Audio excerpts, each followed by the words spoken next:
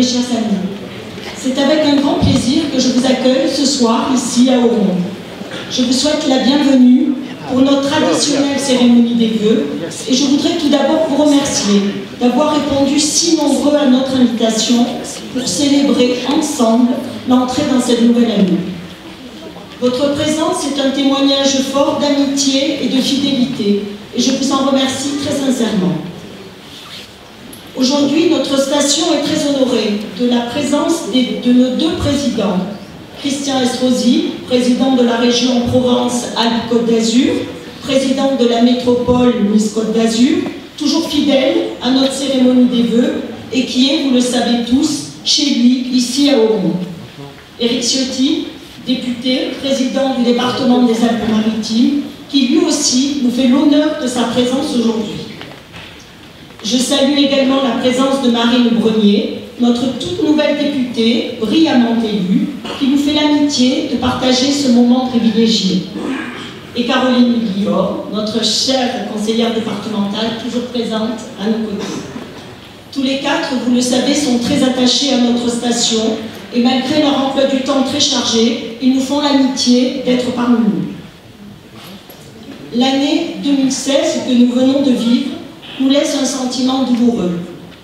Et nous ne pouvons nous empêcher de penser à toutes ces victimes du terrorisme, et en particulier à celle de l'attentat du 14 juillet à Nice. Attentat qui nous a touchés dans notre chair. J'ai une pensée émue ce soir pour toutes ces victimes, ainsi que leurs familles qui sont dans la douleur. Et plus particulièrement, je pense à notre Stéphanoise Camille Muris et à sa famille. Je voudrais aussi avoir une pensée pour tous nos amis qui nous ont quittés dans l'année et tous ceux qui, empêchés ou malades, ne peuvent être présents parmi nous ce soir.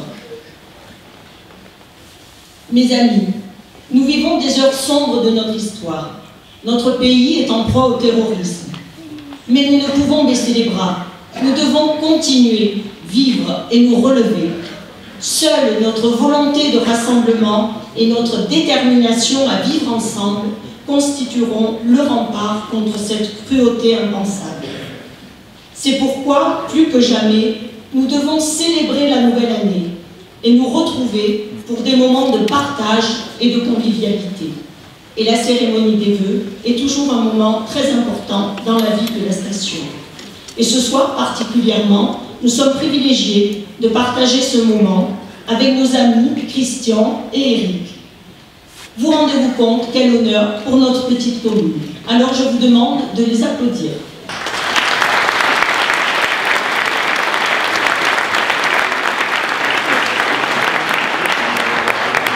Du fond du cœur ce soir, en mon nom personnel, au nom du conseil municipal, en votre nom à tous, je les remercie de leur présence et je tiens à leur rendre hommage pour leur engagement sans faille à nos côtés, leur volonté de s'investir dans nos stations du Mercantour pour accroître leur attractivité et répondre aux attentes de nos clients.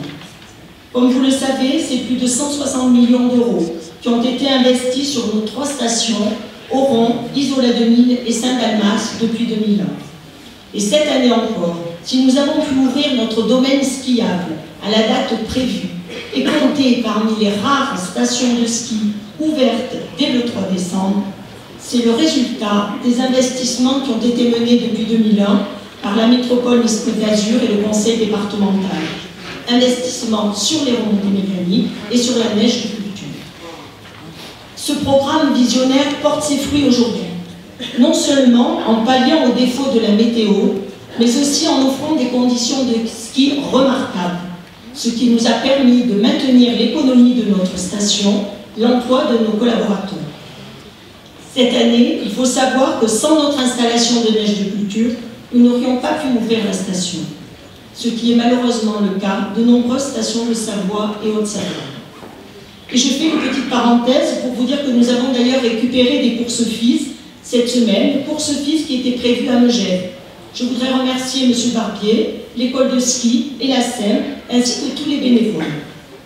Nous avons également, sachez-le, mis en place avec le centre de formation Cap Sport, M. Carlin, une formation au métier de pisteur secouriste premier degré. Et il y a en fait, ça fait 30 ans que cette formation n'existait plus dans les Alpes-Maritimes. Donc nous avons pu reprendre cette formation parce que maintenant les gens nous font confiance. Ils savent que nous avons de la neige et que nous pouvons donc assurer toutes ces missions. Donc, une fois de plus, je voudrais vraiment remercier Christian et Eric pour leur investissement. Par ailleurs, les deux sont aussi l'occasion de faire un bilan de l'année écoulée et de présenter les projets à venir. Pour ce faire, j'ai choisi cette année de vous projeter un film que je vous propose de découvrir maintenant.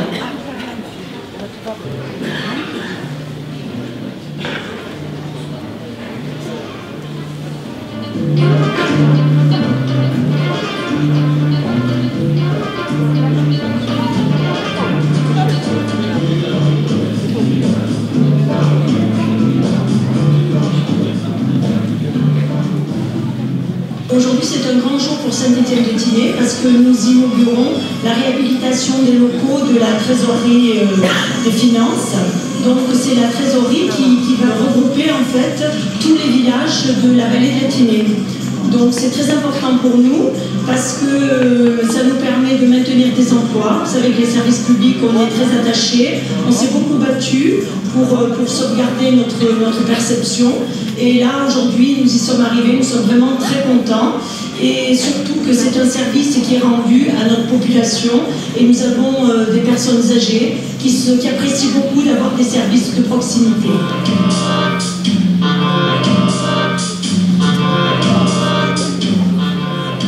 Si Roger se rend aujourd'hui à son bureau de poste, ce n'est pas pour retirer un colis ou envoyer un recommandé.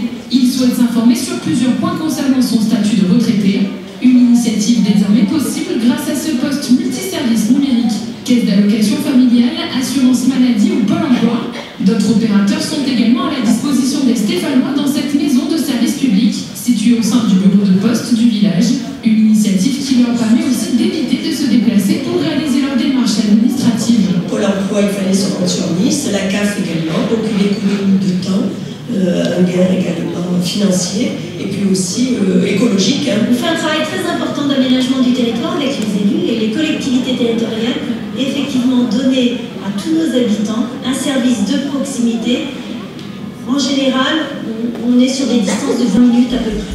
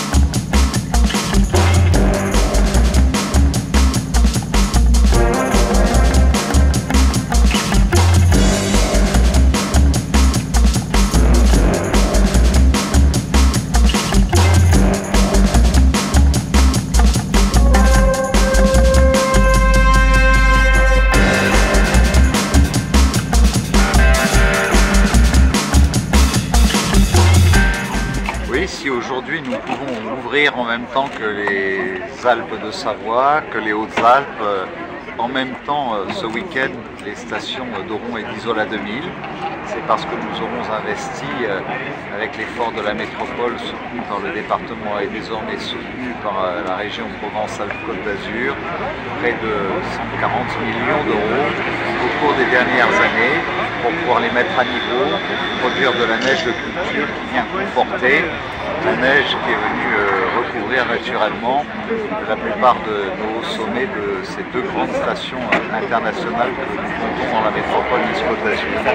Ces efforts, nous pouvons les faire aussi, et c'est pour cela que nous lançons cette saison avec les maires des stations de sport d'hiver, les écoles de ski, les personnels de sécurité, tels que les gendarmes de haute montagne, sur la place Masséna, à Nice, parce que nous faisons la démonstration qu'en construisant une grande métropole qui depuis le littoral jusqu'au sommet des cimes du Mercantour, qui unissent nos efforts à 49 communes pour mutualiser nos investissements, nous pouvons à la fois mener de grandes politiques culturelles, sportives, économiques, sociales sur le littoral, le cœur urbain, tout comme soutenir l'économie de montagne.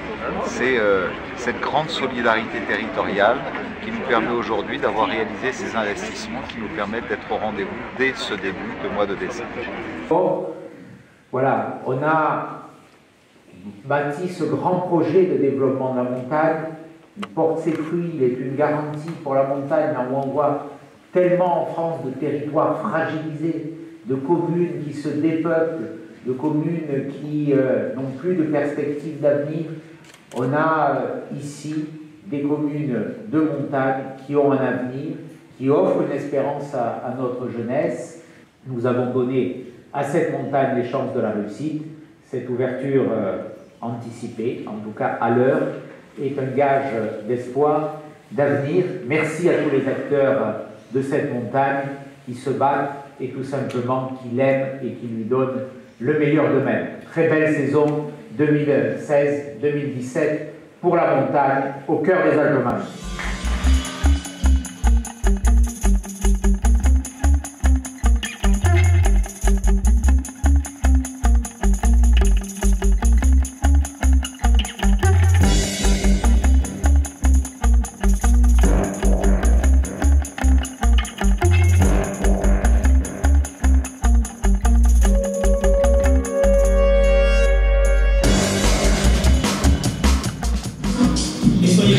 Très heureux de vous retrouver pour ce nouveau numéro de Métro 49, Métropole et ces 49 communes, Métropole Nice-Côte d'Azur, de bien entendu votre émission qui nous présente votre territoire.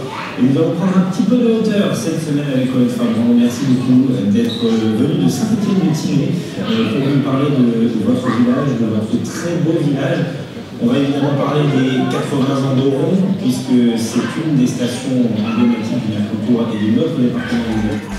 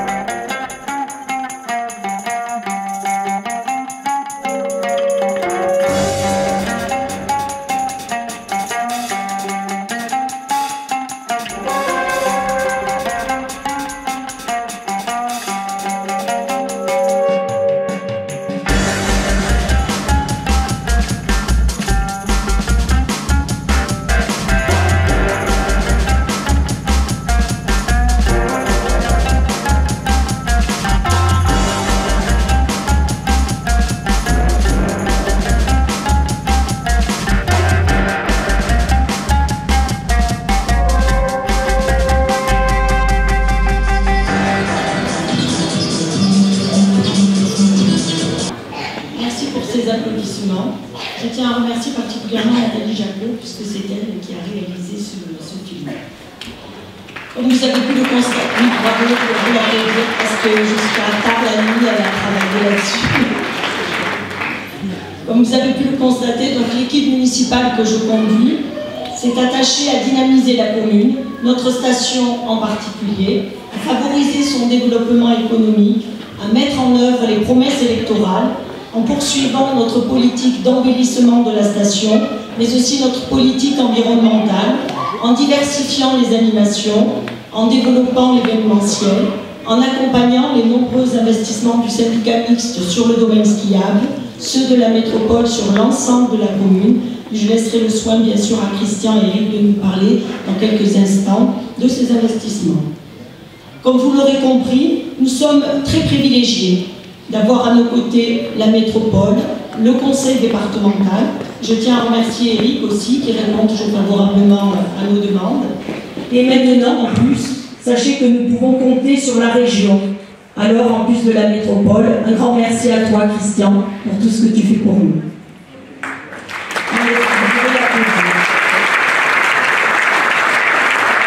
En effet, depuis son élection à la région, nos projets bénéficient de subventions supplémentaires qui, jusqu'à présent, nous faisaient complètement défaut. Voilà, je voudrais également remercier l'État pour l'aide qu'il nous a apportée, notamment pour la maison de santé pluriprofessionnelle à Saint-Étienne-de-Tignes. Un mot sur l'immobilier, mais vous l'avez vu sur ce film. Nous pouvons nous réjouir de voir dans plusieurs programmes qui ont abouti. La livraison du programme immobilier La Montagne, les Granges de la Savonnette, un mot sur l'avancement de l'USPTP. Donc, nous pouvons nous réjouir de la finalisation de la convention entre la Caisse des dépôts, la Caisse d'épargne et le groupe Terla, avec une acquisition totale de la résidence de tourisme par la Caisse des dépôts. Le démarrage du programme du Pilon, il s'agit de 56 appartements et 3 chalets. Le Monde des Neiges également, qui est un beau projet, l'hôtel 5 étoiles. Le permis est en cours d'instruction actuellement. Donc, comme vous avez pu le constater, grâce aux investissements importants portés par les collectivités, grâce aux efforts des commerçants aussi qui embellissent leur établissement, grâce au travail assidu de notre municipalité, une forte dynamique s'est mise en place et désormais, nous l'accompagnerons par la mise en place de projets structurants nécessaires au bon développement de la commune. Vous serez bien entendu consultés sur ces différents projets et nous trouverons ensemble les meilleures solutions pour notre belle station qui cette année fête les 80 ans de son téléphérique. Et vous le savez, nous sommes très fiers de notre téléphérique qui est l'emblème de notre station. Alors, pour parrainer cet événement, il nous fallait une figure emblématique de la station et c'est tout naturellement que j'ai proposé à Titou, Étienne Muris, d'être le parrain du 80e anniversaire.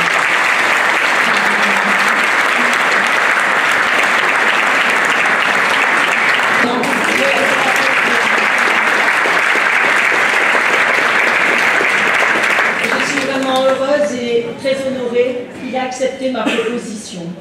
Titou, c'est la figure incontournable d'Oron. Il fait partie des premiers moniteurs de la station et il aime beaucoup discuter, partager les merveilleux souvenirs qu'il a vécus ici et il raconte ainsi la fierté de porter le pull rouge et de transmettre le plaisir de la glisse. Il a beaucoup d'humour, toujours. Il étonne également en relatant avec un sourire malicieux ses expériences à la recherche de nouvelles sensations, des descentes à ski acrobatiques ou sur des échasses. Trop simple. Il nous apportera tout son éclairage sur l'histoire de la station depuis sa création. Donc je vous demande encore une fois de l'applaudir très fort.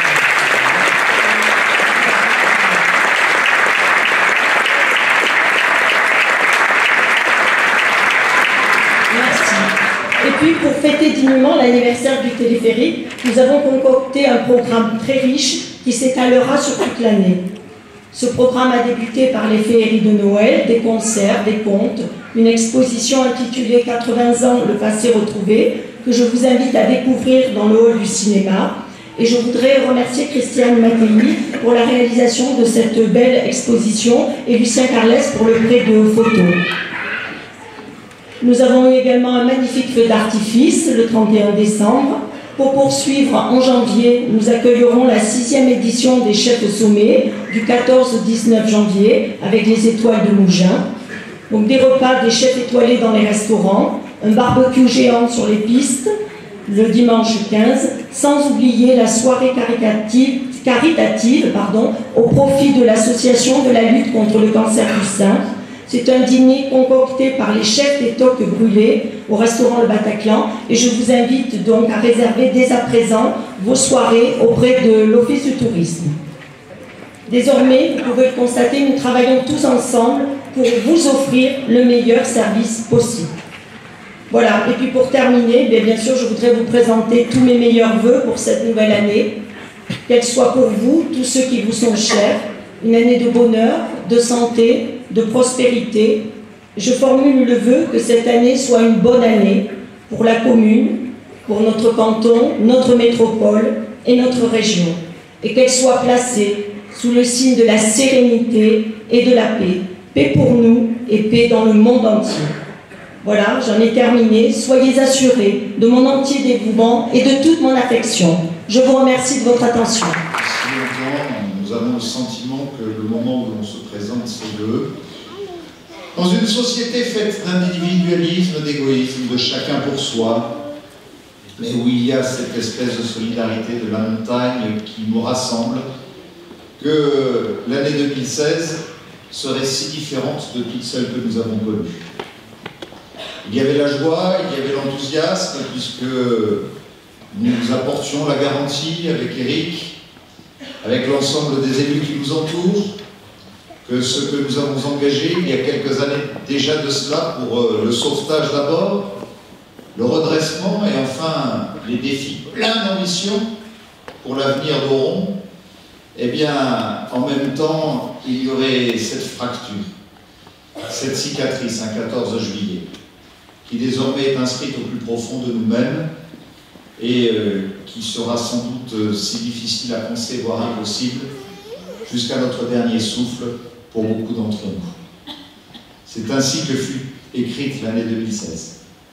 Alors bien évidemment, comme chaque début d'année, je veux vous souhaiter à chacune et à chacun d'entre vous, du plus profond de mon cœur, et vers les plus sincères, penser à ceux qui étaient parmi nous l'année dernière, qui n'y sont plus, avoir une pensée pour Camille Muris, bien évidemment, qui était de celle de ces 86 qui ont disparu sur notre promenade des Anglais, qui était de notre métropole et de notre village.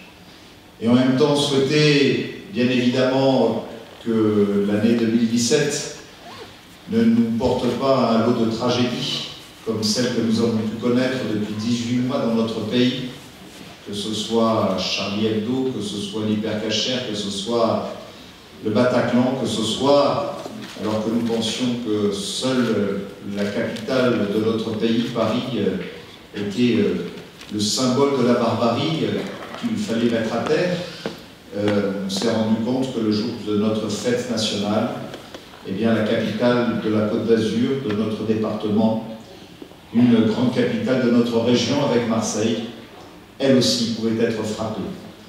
Bon, je pourrais presque considérer que Madame le maire a tout dit, qu'il ne me reste plus qu'à dire le reste. Et comme elle a tout dit, le reste, vous imaginez, ça n'est pas grand-chose. Alors ce pas grand-chose, je dirais quand même un tout petit peu, mon cher Titou. Parce que 80 ans de la station d'Oron, ça n'est pas rien. Oh, je peux apparaître comme un ancien combattant, mais au fond, Titou et moi, et Jean-Pascal et un certain nombre de personnalités qui sont parmi nous ce soir avons vécu ces instants-là, puisque je me souviens qu'en 1987, alors que j'étais le Benjamin du Conseil Général, ma chère Caroline, comme tu l'es aujourd'hui aux côtés d'Éric, Jacques Médecin, président du Conseil Général, alors que nous fêtions les 50 ans de la station d'Oron, m'a invité dans son bureau et me disait « Écoute, je veux que tu me représentes et que tu fasses le discours du président du Conseil général pour les 50 ans d'Oron. Alors je dis, mais enfin, Monsieur le Président, nous allons vexer votre premier vice-président, Charles Ginesy. Mais tu comprends, Charles Ginesy, mon premier vice-président, c'est le maire de Valberg. Il a beaucoup investi dans la vallée du Science, il a beaucoup investi sur Valberg. Il n'a pas trop soutenu Jean Pascal et Paul Ollier à l'époque sur la station d'Oron et de Saint-Étienne-de-Tinée. Je ne suis pas sûr que s'il me représente lui à Oron, il soit si bien accueilli que ça. Et donc voilà pourquoi je me suis retrouvé dans cette situation. Aurais-je imaginé, il y a donc maintenant 30 ans, lorsque pour ce 50e anniversaire, je faisais le discours du président du Conseil général de l'époque, eh bien, nous écrivions ensemble cette formidable histoire dans les 30 ans qui auraient suivi.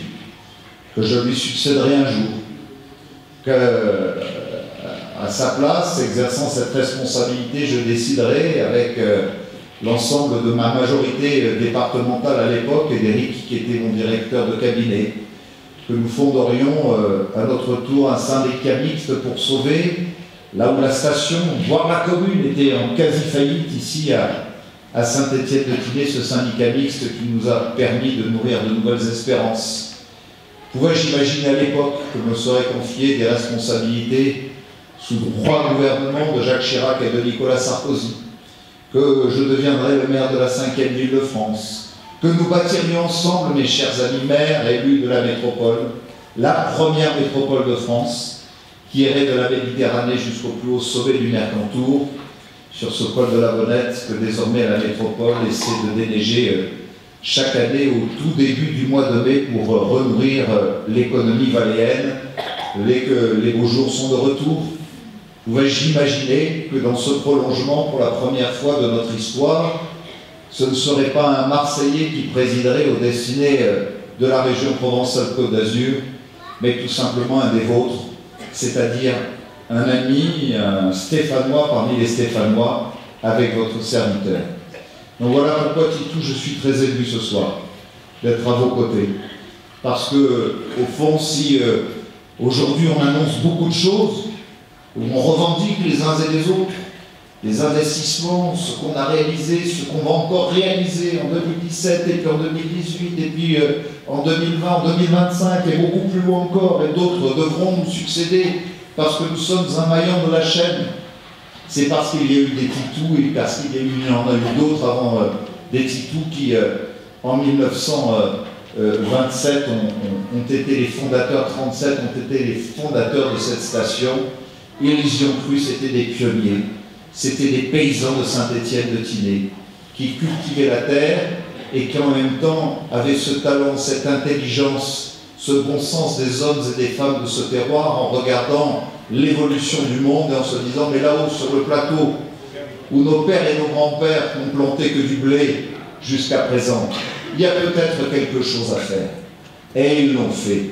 Et nous ne devons jamais oublier que si nous sont confiés par les électeurs ces si belles responsabilités au nom de la République, de la cohésion nationale, de la cohésion de l'État, c'est aussi parce que nous a été transmis ce message de la part de nos anciens et que nous avons ce devoir de respect à l'égard de chacune et de chacun de ceux-là. Alors voilà aussi pourquoi je suis fier de faire le reste, ma chère Colette. Alors, les investissements réalisés en 2016 ont été dans le prolongement des télésièges de Berchia, du Blénon, des abris, du Dôme, bien évidemment cette formidable remontée mécanique que nous avons souhaité appeler Daniel Jonville, qui a desservi à la fois Somalong et l'ensemble du reste du domaine skiable autour du Boucher, 12,6 millions qui ont été investis à cette occasion avec l'aménagement du nouveau domaine skiable qui a été amélioré. Ça a été également l'extension du garage des pistes avec la construction de sanitaires publics et d'un locage de stockage de matériel pour les personnes à mobilité réduite qui était très attendu, en même temps que les grandes inspections de remontée mécanique. Et en 2017, on va continuer. C'est la construction d'un téléski sur le Blénon, qui sera dédié, je me tourne vers tous les clubs, il y a le président d'Interclub, aux côtés du président du club des sports d'Oron, et sans doute d'autres responsables du mouvement sportif qui sont parmi nous ce soir aujourd'hui. Nous voyons que le télésiège du Blénon commence aujourd'hui à saturer un peu. Aménager un téléski de dernière génération simplement pour les clubs de ski, pour qu'ils puissent dégager la saturation du télésiège du Blénon, c'est le choix que nous faisons pour que sur la partie sportive du Blénon, ils puissent se consacrer à cela. Et puis, bien évidemment, nous avons d'autres grandes ambitions.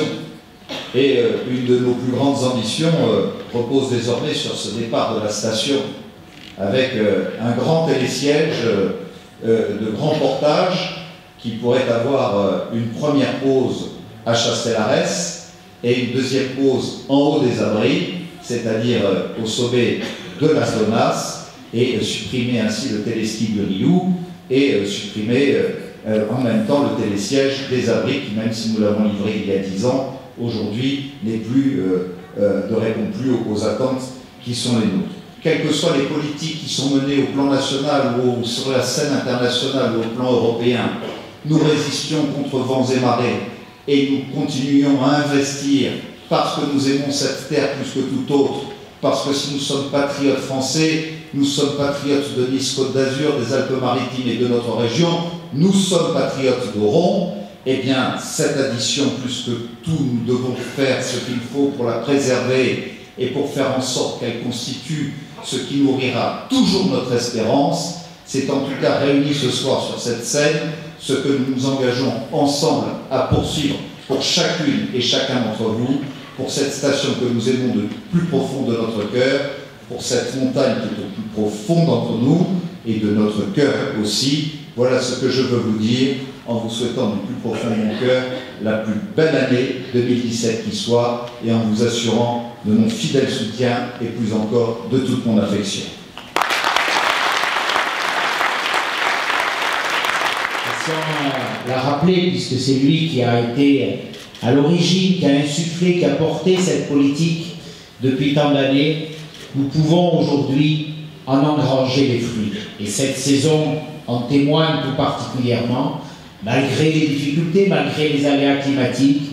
Eh bien, il y a beaucoup de monde à Oron, il y a eu des fêtes de fin d'année qui ont été particulièrement denses, et il y a de l'affluence à Oron, comme il y en a beaucoup ici aussi, à Isola. Alors oui, c'est tout cela qui nous réunit, que nous partageons ensemble, à votre service, au service de l'intérêt général, au service de nos communes. Ce bilan, je n'y reviendrai pas, il est l'addition des volontés, il est l'addition des forces, celle de la commune avec Colette, celle de la métropole avec Christian, celle du département, celle de la région désormais. Nous avons les mêmes objectifs, nous regardons dans la même direction, nous empruntons le même chemin et nous mutualisons les moyens, et notamment les moyens budgétaires. Les chiffres vous ont été rappelés, des investissements colossaux, 100 millions d'euros d'investissement pour la seule station d'Oron. C'est considérable. C'est considérable si on compare avec d'autres stations beaucoup plus grandes, dans d'autres territoires, dans d'autres départements de montagne, que ce soit dans les Alpes ou dans les Pyrénées. Si on est parvenu à ce résultat, à ces objectifs, c'est parce qu'on a su justement additionner les moyens.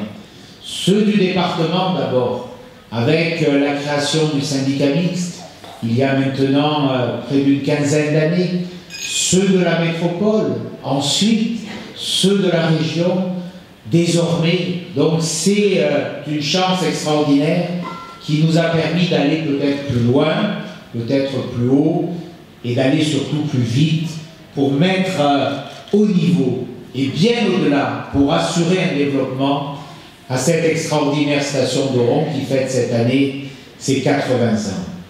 Il faut bien être lucide. S'il n'y avait pas eu cet investissement, s'il y avait eu la commune seule, comme c'était le cas il y a une quinzaine d'années, eh bien, vraisemblablement, et même quasi certainement, les stations, aucune de nos stations n'existerait encore. C'est ce choix qui a été fait. Et c'est ce choix qui a été fait notamment par la collectivité départementale, par le conseil général alors, par le conseil départemental aujourd'hui, de faire en sorte qu'il y ait ce soutien à la montagne. Le conseil général, depuis sa création, et malgré toutes les modifications, a toujours été la collectivité de la solidarité territoriale.